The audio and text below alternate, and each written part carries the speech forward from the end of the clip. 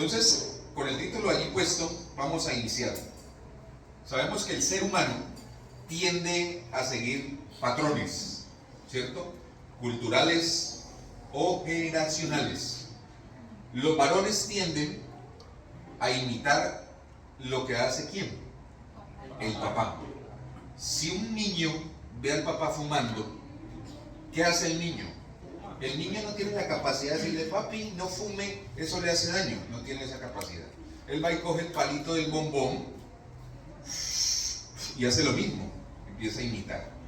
Si su papá empieza a maltratar a la mamá, el niño no tiene la capacidad, estoy hablando de antes de los 7 años, un niño no tiene la capacidad de decir, papá, no lo hagas, sino que simplemente empieza a grabar y a decir, bueno, pues eso lo estoy viendo, tal vez es normal, y también puede que él empiece a maltratar a las niñas de edad de él, o a la misma mamá, y a ser grosero. Entonces se empiezan a romper muchas cosas, o empiezan a establecerse muchas cosas, ¿no? Entonces estamos creados a punta de patrones, de cosas que hemos visto, de generación en generación, de abuelos a padres hasta nosotros. Cuestiones de genética, ¿no? A usted de pronto cuando niño le dijeron, ve, se parece a la mamá, o se parece al papá, o se parece a la tía Petronila, pongamos un nombre pues extraño aquí para que no nos vamos a sentir aludidos, ¿sí? Sacó las orejas del tío Horacio, entonces empezaron de pronto a armarlo usted, y usted dice, uy, ¿cómo así que las orejas del tío Horacio? Si usted pone a mirar, las orejas del tío Horacio eran gigantes, Dumbo, y entonces si yo soy así, ¿cómo soy? Y de pronto empezaron a armarnos de muchas maneras, y genéticamente uno puede venir con muchos rasgos de nuestros antecesores. Mi papá y la familia de mi papá, los Pérez, ellos son muy orejones, ¿sí? Muy orejones. ¿Usted por qué le da risa? Vamos a empezar a respetarlo. Resulta que, y yo les decía a los jóvenes, ahorita yo sé que después de lo que les estoy diciendo, ustedes van a empezar a mirar mis orejas. Y ustedes lo están haciendo también. ¿Sí o no? Alguno por ahí al otro, ay, yo no había notado, el propio Dumbo, ¿no? Y orejón, y yo cuando era pequeño, a mí me decían Capitán Orejas, esto ya se lo había contado a ustedes, ¿no? Era maluco el bullying, pero la realidad es que era orejón. Tengo un sobrinito o hijo de un sobrino, y uno se pone a ver y es orejoncito, ¿no? Él las tiene saliditas, ¿no? El Volkswagen con puertas abiertas, ¿no? Bien bonito. Y entonces yo decía, no, la genética no se pierde, o sea, no se pierde. Y mi papá le decían los empleados de él, a espaldas de él, orejas de hojaldra, le decían. Mi papá tenía unas orejas muy grandes, y yo tengo la genética de mi papá. A mí me salen pelos en la oreja, yo no sé si a usted le salen pelos en la oreja. Si a usted no le sale, créame que es anormal, porque es normal que eso salga para proteger el oído, ¿no? Sino que ya tengo orejas de Rapunzel, ¿no? Ya es demasiado peluda mi oreja, pero es normal, ¿ya? Entonces uno puede ir con una genética así física, y uno también empieza a absorber el carácter y el temperamento de sus progenitores, de los padres. En caso tal de que esté un niño y de pronto no está su papá, él empieza a absorber de alguien, de su mamá, de su abuela, o de alguien que se volvió figura para tomar como modelo, ¿sí? ¿Vamos bien hasta ahí? Entonces, yo no sé, no tengo la menor idea cómo fue su crianza. Yo sé cómo fue la mía, ¿sí? Y yo puedo decir, yo no me puedo quejar, yo tuve una buena crianza, pero mi papá tenía unas orejas grandes. Entonces, eso a mí me causó trauma en algún momento de mi vida. Y puedo decir que fue un pelado bien criado. Y en algún momento de mi vida me tergiversé. ¿Qué pasó? ¿Fallaron mis padres? No lo sé. Llega un momento en que uno empieza a tomar sus propias decisiones y empieza a estrellarse de frente con la vida, ¿no? Pero no vamos a hablar pues mucho de eso. ¿Usted a quién imitó? Puede preguntarse, ¿usted es parecido a quién? A veces uno dice frases y dice, ay, esta frase la dice mi mamá, o esta frase la ha dicho mi papá, y uno empieza como a parecerse a ciertas personas, ¿sí? Entonces, por ejemplo, a veces mi esposa dice cosas de mi suegra, que tiene frases de mi suegra, Y yo inmediatamente me arrodillo a clamarle al Señor que le saque ese espíritu que viene de generación atrás, ¿no? Terrible, no quiero, me da como Grinch en escozor, ¿cierto? Y puede pasar porque es la genética. Yo puedo decir frases de mi papá y puedo decir frases de mi mamá. Puedes decir una frase tuya que tenía, la voy a decir, así no puedo. Mi mamá cuando se enojaba, me acuerdo mucho que decía, estoy que mato y como de muertos. ¿Usted por qué le da risa a eso? ¿Le da risa a eso, no? Vea, hasta el Señor Jesucristo baja a novelería, decía. Y uno por allá, como a 10 metros, no le acercaba pues a Doña Pantera, ¿no? No se le acercaba porque era peligrosísimo. ¿Sí? Pero, y a veces uno dice eso, yo a veces lo digo molestando, le digo, ¿y qué mato y como de muerto? Lo digo molestando, me dice, pero recuerdo, porque son cosas que vienen, y yo no sé qué frases usted tenga de pronto que usted recuerde de sus padres, es una genética, el temperamento de ellos se hereda inclusive, ¿cierto? Y tenemos de los dos, ¿no? Usted tiene algo de su papá y usted tiene algo de su mamá. Si a usted le preguntase directamente, ¿usted quién se parece? Y usted dice, no, pues tengo esto de papá y tengo esto de mamá. Sí, de las dos formas. Algunos dirán, no, yo no tengo ni idea. Algunos de pronto no corrieron con el privilegio de tener sus dos papás juntos. Algunos de pronto les tocó experimentar la orfandad. Es un tema bastante delicado. Pero usted hoy es una persona. Hoy usted es parte, ¿sí?, de la familia celestial, de la familia de Dios. Entonces, hay herederos que son fiel copia y siguen la línea. He visto casos de que hay personas que son carpinteros, ¿no? Carpinteros. Y los hijos siguen la línea de ser carpinteros. Bueno o malo, me parece chévere, sí, conservar una dinastía financiera de buenos carpinteros.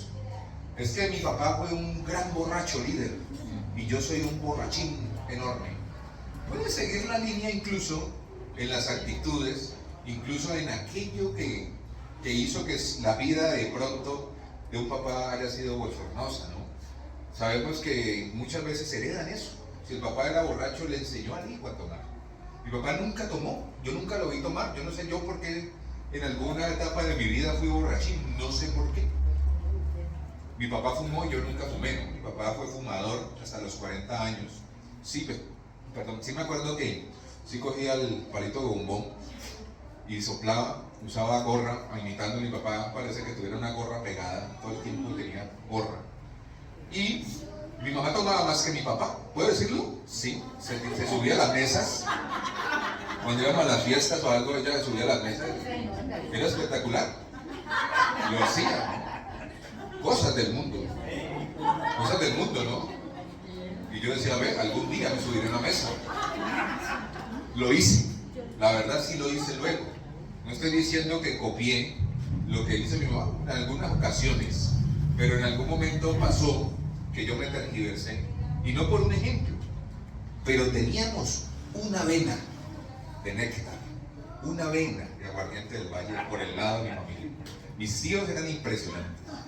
Eso es, no, impresionante, ¿cierto? No comían, tomaban. Era una cosa loca. Yo me acuerdo en ese tiempo yo llegaba allá y la felicidad que les daba de verme. Bueno, llegó el sobrino borrachín y los ponía. Y como decían en ese tiempo, nos encendíamos. ¿Sí? Que era una frase que se usaba. Gracias a Dios, en algún momento de mi vida se rompió un círculo. Que en algún momento pudo haber nacido alguna vena, como le digo. Incluso esas cosas se pueden hasta heredar, ¿no? Entonces, si usted siente que ha heredado cosas negativas, cosas malas, que usted hoy es una persona necesitada de dar fruto y que no ha sido capaz y no puede, no se ha hallado, no ha encontrado la plenitud y la llenura, es tiempo de revisar y decir, bueno, yo tengo que romper algún círculo. Más espiritual, podemos decir, hay ataduras tal vez en nuestras vidas. Ataduras que pueden venir de generaciones atrás, abuelo, bisabuelo, tatarabuelo, que no tenemos ni idea que de pronto nosotros estamos cargando. Y muchas de esas maldiciones van hasta la cuarta y quinta generación. Usted puede ser la cuarta, usted puede ser la quinta. Porque a veces vivo esto, ¿qué pasó ¿Qué pasó en mi pasado? Pero sabemos que la sangre de Cristo y la obra de Cristo en la cruz simplemente es real y puede librarnos. Conocer la verdad nos dará libertad. Eso es muy claro, ¿listo? Para que lo tengamos en cuenta. Me vi una película, esto se lo recomiendo a las mujeres y a los esposos, don Efraín, con Lucy, el Don Plata y su esposa, los que tienen la esposa aquí, con Armando y Ofir. Les recomiendo que se vean esa película. El hombre sale aburrido, la mujer sale empoderada de esa película. Yo me la vi porque era muy llamativa y fue muy famosa, y entrevistaban a las mujeres que se veían la película. La película se llama Rompiendo el Círculo. En parte apareció este nombre por la bendita película. La película trata de una muchacha pues muy linda, poco empoderada, con ganas de empoderamiento, pero tenía algo en su vida y en su corazón guardadito. Muestran a su padre, y el padre era un político muy reconocido, y si no estoy mal, en una de las posesiones de él, de alcalde, no sé, ella debía estar y decir unas palabras. Resulta que el viejo murió, y en el momento del sepelio ella tenía que decir unas palabras, y salió y se paró y estuvo unos minutos ahí y se sentó. No pudo decir nada bueno del papá, ni siquiera nada malo. Entonces, cuando vemos la historia, nos damos cuenta de que esta mujer tenía un resentimiento muy alto hacia su papá. Empieza a recordar y empiezan a pasar escenas fuertes donde el papá le pegaba, maltrataba física, emocionalmente a su mamá, y ella no toleraba eso. Ella odiaba literalmente al papá por todo lo que le hizo a su mamá. Le metía unas señoras tundas a la vieja, impresionantes. Ella creció viendo eso, y obvio surgió un rencor en el corazón. Entonces, cuando ella creció, era de malas para el amor. Estaba teniendo un emprendimiento, puso una floristería. Allá conoció a alguien, una amiga, se volvió muy amiga de una muchacha. Y resulta que un día se encontró con un médico cirujano muy famoso, muy reconocido. Y eso fue como un amor a primera vista. Y se enamoró de ese tipo. 3 episodios en la vida de ese tipo la llevaron a ella a tomar una decisión. Era una relación hermosa, y yo dije, bueno, ¿en qué momento va a complicar la película? Y yo me adelantaba a la película, ¿en qué momento va a complicar? ¿Y en qué momento le va a salir el ogro a este? Yo me imaginé que iba a salir el ogro al cirujano. Y resulta que en una ocasión él se llenó de ira, porque es de los hombres calmados, pero cuando se enoja, téngale miedo. Esos son de los que dicen, estoy que mato y como del muerto. Hasta el Señor Jesucristo baja novelería. De esos, era muy esporádica la cosa. Y en una de esas reacciones malas, forcejeó con algo y golpeó a la esposa. Y le causó hasta un trauma y todas las cosas, y le hizo creer que fue un accidente. Pero resulta que tal vez no fue así. Luego fue una caída de unas escaleras, él reaccionó mal. ¿Usted la vio, Aleja, que está haciendo eso? ¿Se la vio? ¿Sí? Entonces reaccionó e hizo caer a la esposa por unas escaleras. Hubo 3 episodios así. Y ella empezó como a decir, no, por nada del mundo, yo quiero vivir lo que vivió mi mamá. Aún así siguieron, él reaccionaba bien, era muy bonito, era muy lindo, pero era muy lindo el Señor con ella. Quedó en embarazo, y yo digo, bueno, ¿a qué hora se va a complicar la cosa? El caso es que hubo el tercer incidente, no lo recuerdo muy bien, pero cuando tenía a la niña en sus brazos, la hijita, el papá y la mamá, pues, porque tuvieron un bebé, ya habían terminado, ella rompió con él y le explicó, dijo, ¿qué harías tú si a tu hija la maltrataran? El hombre nomás salió y se fue. ¿Sí? 3 cosas tan sencillas. Usted dirá, ay no, pero 3 bobadas. Del resto fue bueno, pero fue 3 bobadas. Pero ¿cómo venía golpeada la muchacha? Tomó una decisión, ojo, tomó una decisión radical en la película: romper el círculo. Lo rompió. Sigue siendo el papá de mi niña, pero yo no voy a permitir que usted me maltrate a mí. En eso se basa la película. A uno de hombre le da rabia, esto ya es parte ya fuera del tema. A uno le da rabia porque ella se mete con el primer novio que tuvo. Y a uno de hombre le gusta cómo era la actitud del cirujano. ¿Sí? Y yo decía, bueno, hay algo que pensar aquí. De pronto uno de varón a veces explota. Y uno no se imagina el daño que le puede hacer a la esposa con una actitud negativa. No se imagina, las mujeres pues son sensibles y deben ser tratadas como vaso frágil. Dice la palabra de Dios. Y a veces uno puede explotar y puede embarrarla. Y algunas están ahí sometidas. Obviamente, en la película muestran es que ella rompió un círculo de lo que hacía su papá con su mamá. Pues yo no voy a permitir. Y se casó con el otro muchacho, o sea, enamoró del otro, que era un amor de persona, ¿no? Más que el cirujano, este sí era más amor. Pero uno de varón queda con un sinsabor, ¿y por qué no le dio oportunidad? ¿Por qué no perdonó al otro? Pensaba uno. Pero obviamente el énfasis de la película es romper el círculo. ¿Vamos bien hasta ahí? Bueno, si alguno tiene sueño me avisa para que se acueste. Vamos a estudiar la vida de un personaje. Yo se lo he compartido. Les traje letra grande pues para aquellos que por allá. No, yo veo claro, esta gafa para verme más chusco. No, mentira, realmente estoy ciego.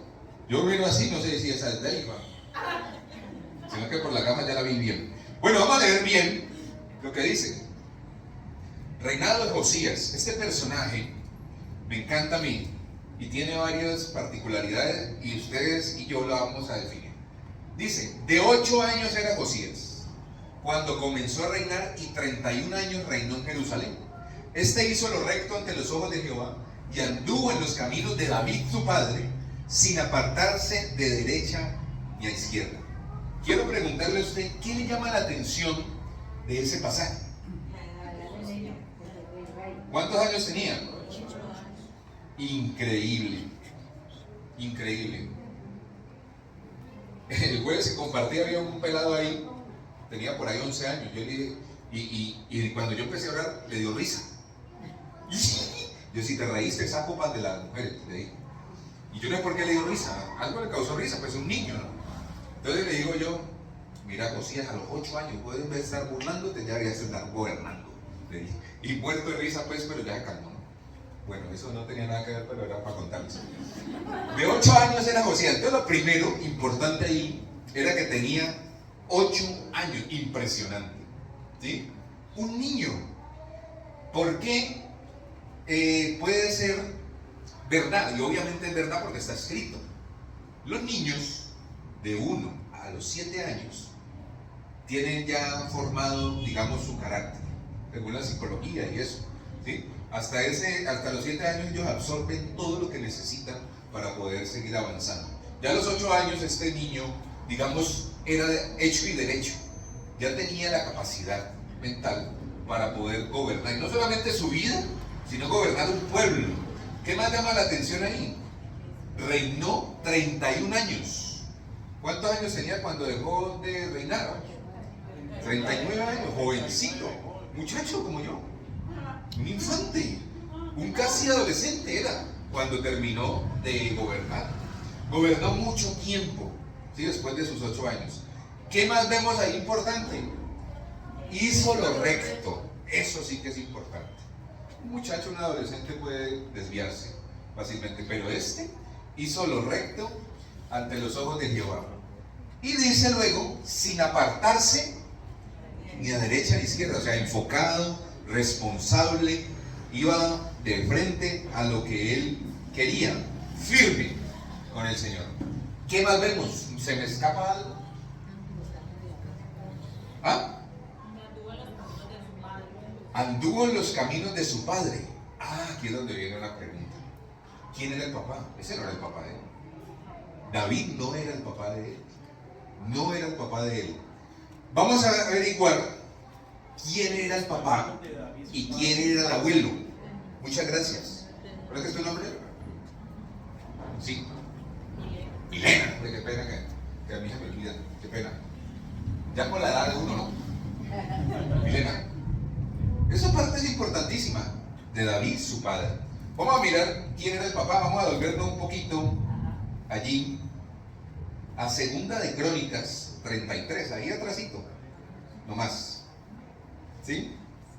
Échale gafa, ¿qué dice aquí? Aquí está Biblia pues grandota para que usted lea bien.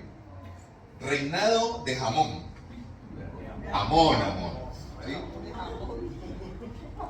De 22 años era Amón cuando comenzó a reinar. Y 2 años reinó en Jerusalén. Este ya estaba más madurito, este ya estaba más hechito. Pero apenas reinó 2 añitos, ¿no? Es algo para tener en cuenta. Pero mire lo que dice el versículo 22. Hizo lo malo ante los ojos de Jehová, ¿ya? Como había hecho Manasés su padre. Entonces este Amón siguió el ejemplo a cabalidad del papá, ¿sí? El papá se llamaba, ¿cómo según esto? Manasés. Hizo lo malo ante los ojos de Dios como hizo su papá. Este sí siguió la herencia, la heredad, ¿ya? Porque ofreció sacrificio y sirvió a todos los ídolos que su padre Manasés había hecho. Este es el conducto regular de una relación de padre, hijo y nieto. Devolvámonos otro poquito allí, subamos hasta el versículo. Miramos aquí mi Biblia que es grande. Manasés, este es el abuelo de Josías, papá de Amón. No quiero que se me vayan a enredar con ese poco de nombre, ¿listo? ¿Está claro con ese tema, cierto? Manasés es el abuelo de Josías y papá de Amón. Dice, de 12 años era Manasés, que también era muchacho, cuando empezó a reinar, y 55 años reinó en Jerusalén. Luego dice, hay un pero hizo lo malo a los ojos de Jehová, conforme a las abominaciones de las naciones que Jehová había echado delante de los hijos de Israel, porque reedificó los lugares altos que Ezequías su padre había derribado. Pasó algo en la historia. Ezequías era bueno, pero el hijo se le tergiversó y 55 años sometió a un pueblo haciéndolo mal. Su hijo, que se llamaba Amón, siguió los pasos de su padre. Eran unos desgraciados empedernidos, eran de lo peor. Esos dos reyes, Manasés y Amón. Pregunta para ustedes, hijitos de Dios, ¿qué era lo más lógico? Que Josías, un niño de 8 años, que había visto a su abuelo, que había visto a su padre, ¿qué era lo más lógico? Seguir simplemente haciendo lo mismo. Era como un legado de maldición para él. Pero entonces aquí es donde aparece, cuando aparece David, su padre. ¿De dónde salió el cuento? Si usted se pone a estudiar la escritura, y yo me puse a indagar, 14 generaciones atrás vivió David. 14 generaciones atrás vivió el rey David. ¿Por qué entonces Josías dice que este es el papá? ¿Sí? A sus 8 años, Josías tomó una decisión. Yo no voy a seguir el modelo de Amón, mi papá, mucho menos del desgraciado de mi abuelo Manasés. Yo voy a ir a la escritura, ¿sí? A la escritura, y voy a ver cuál ha sido el mejor rey de la historia. Esos pergaminos ya estaban escritos, ¿sí? ¿Qué sabe usted del rey David? Un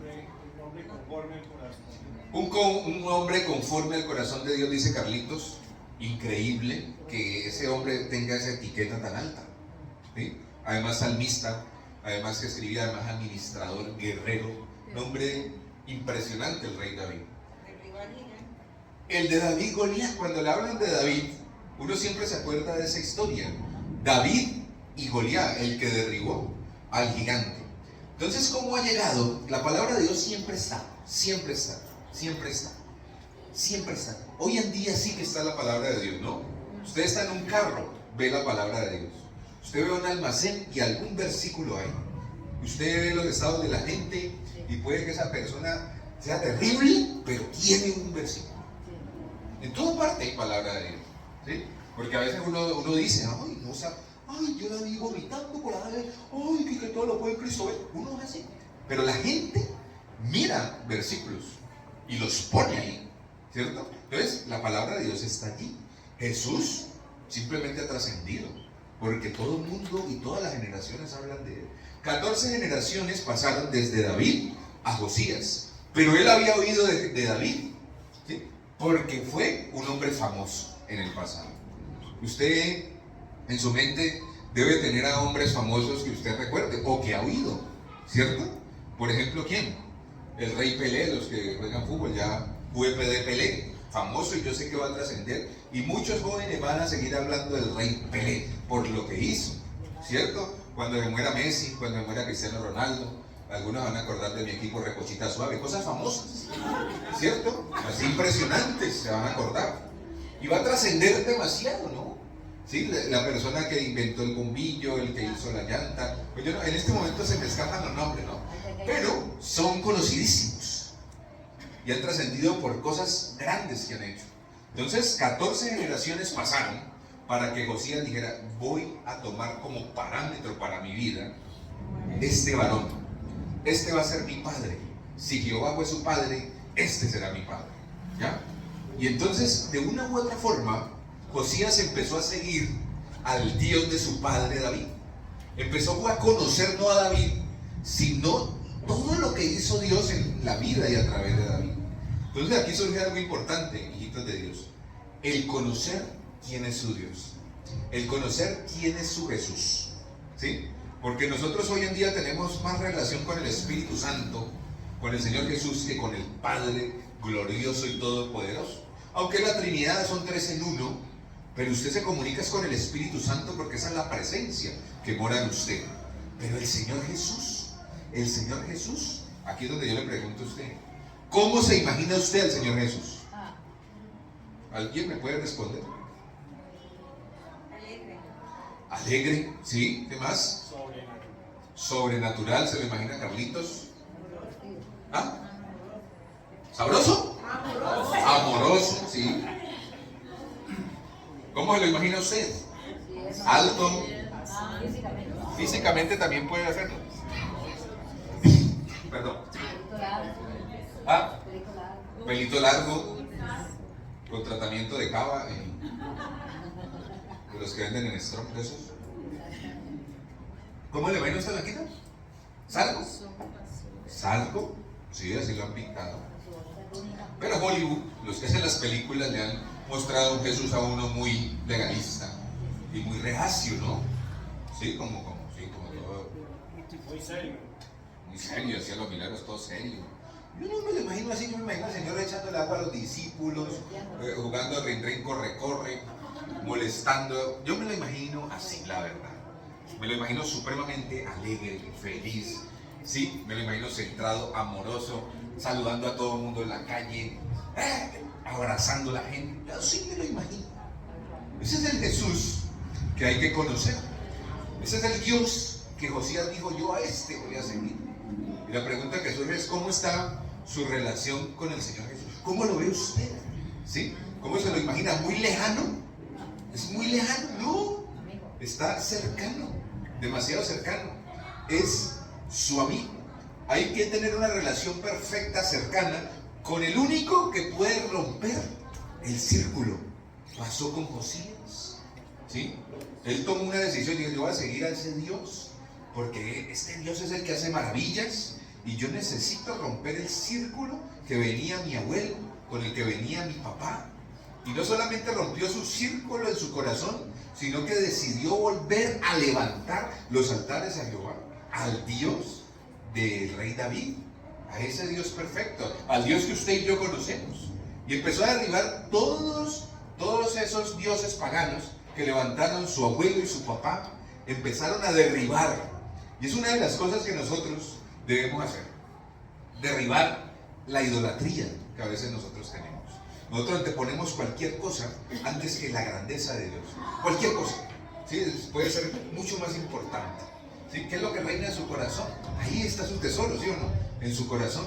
¿Qué antepone usted ante Dios? Antes que Dios. A eso usted le rinde culto, a eso usted idolatra, y eso hay que romperlo.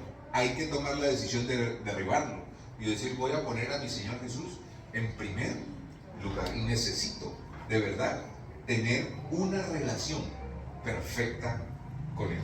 El apóstol Pablo decía algo, y a mí me parece espectacular que lo entendamos de esta manera. Yo lo he entendido así. No sé usted qué opina después de lo que yo vaya a decir. La verdad me tiene sin cuidado su opinión. No, mentira. El apóstol Pablo dice, todo me es lícito, pero no todo me conviene. Josías entendió que si quería bendición para él y su pueblo, tenía que hacer ¿qué? Lo bueno, ¿sí? Porque venían haciendo lo malo y el pueblo estaba descuajaringado, ¿sí? Estaba vuelto nada el pueblo. Entonces, si hace lo bueno, empieza a venir la bendición. Si yo empiezo a sembrar bien, la cosa buena tiene que venir. Y eso hizo el rey Josías. Todo me es lícito, pero no todo me conviene. ¿Usted cuántos años tiene? Pregúntese ahí a su conciencia. Oscilan entre, yo tengo 28, algunos de ustedes tienen 52, 60, 120, algunos de IFA 180. Bueno, la edad que tengan, mire y usted entienda que usted está muy grande para saber qué es lo bueno y lo malo, para saber qué le conviene y qué no le conviene. ¿Le es lícito? Sí, le es lícito. Usted puede hacer lo que le dé la gana, pero usted sabe que es malo, ¿sí? Entonces aquí entre los pelados allá en el cuarto, que estaban muy jóvenes, tocaron el punto, ellos, yo no, de la pornografía, ¿sí? Y había unos ahí chiquiticos, ¿no? Unos como de 14, y a ellos les llama mucho la atención ese tipo de temas, ¿ya? Entonces ahí yo les decía, pero eso es lícito, pero la pregunta es, ¿te conviene? Y yo les pregunté, le hice la pregunta que no debía hacerles. ¿A usted le gusta pecar? Les dije a los pelados. Y hacían así, como queriendo darme una respuesta que ellos pensaron que yo quería oír. Pero yo les dije, no, es que si a la gente le encanta pecar y por eso lo hace. Eso es una realidad. Ojo, no nos vamos a perder y no vamos a caer en el error de espiritualizar las cosas cuando de verdad vivimos una realidad, ¿sí? La gente peca porque le encanta. Los chinos ven pornografía porque les gusta. Y yo les lo dije a los muchachos, ¿sí? Yo dije, eso es lícito, pero ¿te conviene? Y de pronto, ya los más adultos decían, pero son cosas que de pronto molestan a la conciencia. Y yo le dije, y eso tiene su porqué. El porqué puede llegar a ser malo que ellos vean eso. El día que tengan su doncella, su novia, viene con la cabeza tergiversada a de pronto querer aplicar cosas que han visto, que simplemente van a dañar un lecho, ¿sí? Y el lecho, según la palabra de Dios, debe ser sin mancilla, ¿sí? ¿Sí me hago entender? Entonces, se los hablé a ellos. Ustedes ya son muy adultos pues para hablar de estos temas, pero uno sabe qué le conviene o no, porque la conciencia sí trabaja. La conciencia está en su área espiritual, y la conciencia le dice, no, sonso, por ahí no, no es no. Y empieza usted a sentirse incómodo cuando ha hecho mal, algo malo, ¿sí? Cuando empieza a responder mensajes que no debe responder, por ejemplo, cosas así, ¿sí? Me es lícito, pero ¿será que me conviene?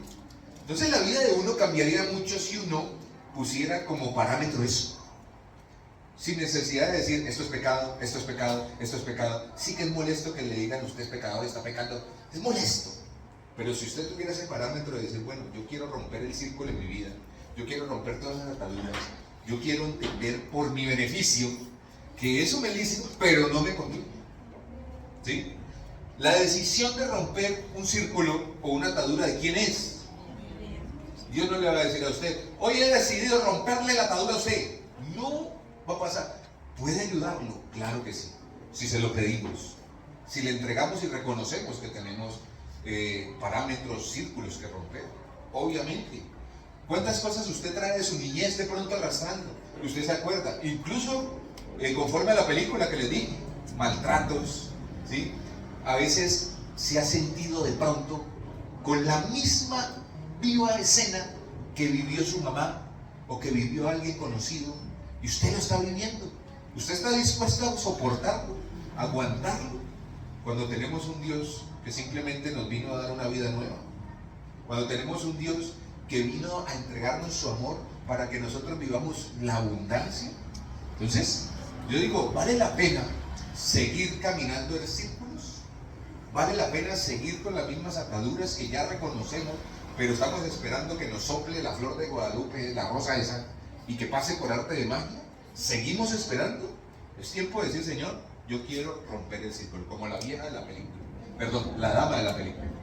La señora de la película dijo, no, se me va de aquí. ¿A él le gustaría que a la niña le hiciera lo mismo que usted me hizo? Rompió el círculo. Y es tiempo de romper con aquellas cosas que usted trae. Josías tomó una decisión: voy a seguir al Dios o al papá del rey David, de David. Ese va a ser mi Dios.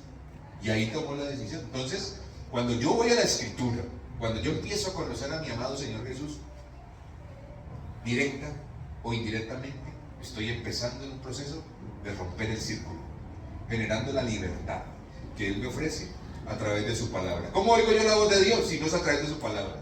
¿Cómo oigo yo la instrucción si no es a través de su palabra? Si la he sacado de mi vida, entonces ¿cómo voy a romper un bendito círculo de mi vida? Tanto que oímos, tanto que oramos por sanidad física, sanidad emocional. ¿Hasta dónde nos dura y hasta dónde nos llega?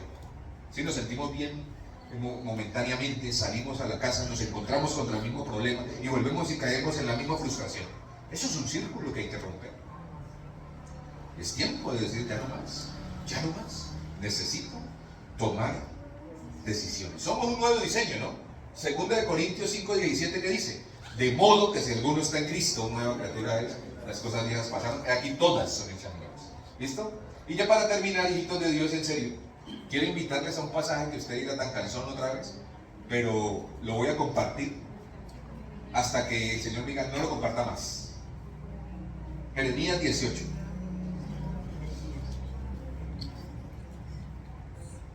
Jeremías 18, a partir del versículo 2. Usted cuando lo lea se va a dar cuenta: ¿otra vez lo mismo? Sí, otra vez lo mismo. Miren, Josías yo creo que fue transformado por la mano del alfarero. O sea, ¿quién puede transformar un corazón? Solamente el Señor. Y lo he venido diciendo, ¿no? Aquellos que se consideran que ya no pueden cambiar, déjeme así, así me siento bien, así me quedo, así me hicieron, si no le gusta váyase. Porque son frases que uno oye muy comúnmente. Pero créame, y lo reitero, si usted siente que su vida se ha echado a perder o se está echando a perder, ¿qué tenemos que hacer? ¿Sí? Ir al alfarero, ir al alfarero. Dice: levántate, eso ya dice mucho. Levántese de la comodidad, levántese. Ve a casa del alfarero y allí te haré oír mis palabras. Todo tiene que ver con la voz de Dios, con su instrucción, con la palabra. Vaya y oiga. O sea, tenemos que ir y decirle: Señor, ¿qué tienes para mí? ¿Qué tienes para mí? Aquí estoy en un círculo que no he podido romper y mi vida sigue igualita. ¿Qué tienes para mí? Hay que ir a la palabra, hay que ir a la instrucción. Dice: y haré oír mis palabras. Mire lo que dice luego: y descendí a casa del alfarero, y aquí que él trabajaba sobre la nueva, y la vasija de barro que él hacía se echó a perder en su mano, y volvió y la hizo otra vasija según él le pareció hacerlo. Entonces el cuento de que el oro viejo no aprende a hablar es mentira, es un esquema, es un parámetro negativo que hay que romper. Sí puedo cambiar, yo sí puedo cambiar, sí puedo cambiar, sí puedo salir de esto, sí puedo salirme de esa situación, sí puedo, ¿ya? Porque es que estoy en manos de ¿quién? Del alfarero. Yo admiro a la gente, o con lo que le voy a decir, la gente del mundo. Usted sabe a quién se refiere uno cuando uno dice la gente del mundo: aquellos que no han conocido a Cristo. He conocido gente que ha dicho: no, yo paro, me voy a enfocar en esto y paro, y dejan de hacer muchas cosas y no tienen a Cristo en el corazón. Y yo tengo un alfarero que me puede transformar y no voy a él, y no desciendo a casa del alfarero. Si yo siento que me he echado a perder, si siento que mi vida es un caos a causa del pasado, a causa del dolor, a causa de la frustración, a causa de la angustia, a causa de la mala vida que alguien me hizo vivir, ¿será que el alfarero no puede transformar mi vida? Pregunto yo. Claro que sí. ¿Qué se necesita entonces para romper un bendito círculo? O un maldito círculo, porque eso es maldición. ¿Qué necesito? Ir. Mire, si usted desde que me conoce, siempre predico lo mismo. Siempre, siempre. Y todos los finales de mis temas son lo mismo: vaya a la presencia, permanezca, vaya a la presencia. Pero es que esta parte de Dios, pues que yo digo, ay, que es alfarero, eso de Dios que es alfarero, esa faceta, De alfarero para mí es maravilloso. Maravilloso poder ir a los brazos de papá y decirle, moldea como tú quieras, como tú prefieras, haz de mí, ¿sí?, la persona que tú quieres que yo sea. Estos días sí que he estado orando por eso. Señor, haz de mí el líder que el Distrito de la Esperanza necesita, haz de mí el hijo que Norby necesita, haz de mí el esposo que mi... Moldéame, Señor, haz de mí el hijo que tú necesitas, moldéame. He estado orando mucho por eso y me puso gafas. Bueno, por algo será. Algo se vio, ¿cierto? Entonces miren lo importante, ¿qué más dice luego? Entonces vino palabra de Jehová en el 5 diciendo, no podré yo hacer de vosotros como este alfarero, casa de Israel. Dios directo, hablándonos al corazón. Dice Jehová, he aquí como el barro en la mano del alfarero, así sois vosotros en mi mano, oh casa de Israel. ¿Sí? Habíamos visto en una de las tantas charlas ya, que el barro es más precioso que el oro fino y el oro puro. Y el Señor quiere moldearnos como vasijas para que guardemos el mayor tesoro, que es la presencia de su Santo Espíritu. ¿Ya? Entonces, hijitos de Dios, ya para que oremos y que nos vamos antes de que vaya a llover. Vamos a, ¿ya llovió? Antes de que vaya a llover, maduro. Entonces, vamos a entender cuál es el propósito de esto. ¿Cómo romper el círculo? Tomamos la decisión de decir, ya no más. Ya no aguanto más. No aguanto más. No puedo más. Y uno llega y se explota en algún momento, no aguanto más, y vuelve y queda al mismo nivel. Pero es tiempo de decirle, Señor, transfórmame y moldéame, ¿ya? Porque yo quiero tomar la decisión de romper ataduras, de romper el círculo, de quitar ese negativismo, ese pesimismo, ese espíritu de pobreza, ese mental que tanto tenemos. Atarla y echarla fuera en el nombre de Jesús. Oremos.